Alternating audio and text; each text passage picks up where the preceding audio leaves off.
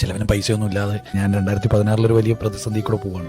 എൻ്റെ ഒരു സുഹൃത്തിനെ കൂടെ വിളിക്കും പൈസ ചോദിക്കാനാണ്. അപ്പം എനിക്ക് പൈസ ചോദിക്കുന്നവരോട് ഇല്ല എന്ന് പറയാനൊരു വല്ലാത്ത മടിയുള്ള ആളായിരുന്നു. അപ്പം ഇവൻ വിളിക്കുമ്പോഴൊക്കെ എനിക്ക് വല്ലാത്ത പ്രയാസമാണ്. എൻ്റെ പ്രയാസം പൈസ ഇല്ലാത്തത് 1, 2 അത് പറയാൻ അറിഞ്ഞുകൂടാ, 3 അവൻ എൻ്റെ പ്രയാസം അറിയാലോ. എന്നിട്ടും എന്നോട് പൈസ ചോദിക്കുക എന്ന് പറഞ്ഞാൽ അതൊരു വല്ലാത്ത ചോദ്യമല്ലേ. ഞാൻ ഒറ്റയ്ക്ക് ഇത് എൻ്റെ മനസ്സിൽ ഇങ്ങനെ ചിന്തിച്ചു തുടങ്ങി, ഇവൻ എന്തിനാ എന്നോട് ഇങ്ങനെ ചോദിക്കുന്നത്. ഒരു ദിവസം എന്നെ വിളിച്ചപ്പോൾ ഞാൻ വളരെ സ്ട്രോങ് ആയിട്ട് പറഞ്ഞു എൻ്റെ കയ്യിലില്ല. അപ്പം ഓക്കേടാ, വേറെ ഒന്നും പറഞ്ഞില്ല, തിരിച്ച് കട്ട് ചെയ്തിട്ട് ഞാനിങ്ങനെ ബെഡിലിരുന്ന് ആലോചിക്കണം.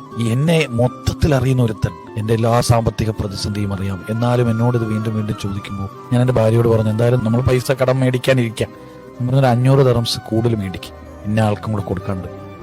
ആളിങ്ങനെ ചോദിക്കില്ല, അതൊന്നും പ്രശ്നത്തിലാണ്.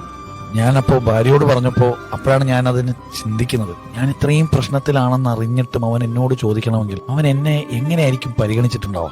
അതായത് ഞാൻ എന്ത് ചിന്തിക്കുന്നൊന്നും അവൻ ചിന്തിക്കുന്നുണ്ടാവില്ല. എൻ്റെ ഇല്ലാന്ന് അവനറിയാം. ഒരുപക്ഷെ ഞാനില്ല എന്ന് പറയുമ്പോൾ അവനൊരു ആശ്വാസം കിട്ടുന്നുണ്ടാവും, എന്നോട് ചോദിക്കുമ്പോൾ ഒരു ആശ്വാസം കിട്ടുന്നുണ്ടാവും. തിരിച്ചൊന്നും വേണ്ടായിരിക്കും അവന് പൈസ അല്ല ആവശ്യം, അവനത് പറയാനൊരാൾ വേണം.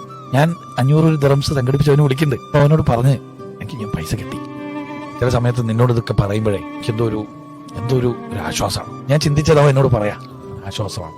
ആ ആശ്വാസമാണ് എനിക്ക് തോന്നുന്നു സൗഹൃദം എന്ന് പറയുന്നത്. നമ്മുടെ കയ്യിലുള്ളത് പ്രതീക്ഷിച്ചിട്ടുള്ള ബന്ധങ്ങളോ അല്ലെങ്കിൽ നമ്മൾ എത്ര കൊടുക്കുന്നതിന്റെ അളവ്, ഇതൊന്നും അല്ല സൗഹൃദത്തിന്റെ ആഴം. ബാധ്യതകളില്ലാതെ കണ്ടീഷനായിട്ടുള്ള ഇങ്ങനെയുള്ള ഒരുപാട് മനുഷ്യർ, ഒരുപക്ഷെ അവർ നല്ല വെള്ളക്കുപ്പായിട്ടൊന്നും വരില്ല, അല്ലെങ്കിൽ അവരുടെ താടിയോ തൊപ്പിയോ ചന്ദനക്കുറിയോ അല്ലെങ്കിൽ വേറെ എന്തെങ്കിലും നല്ല വലിയ കാറോ ഒന്നും ഉണ്ടായിക്കൊള്ളുന്നില്ല. പക്ഷെ ഇങ്ങനെ കുറേ മനുഷ്യരും കൂടി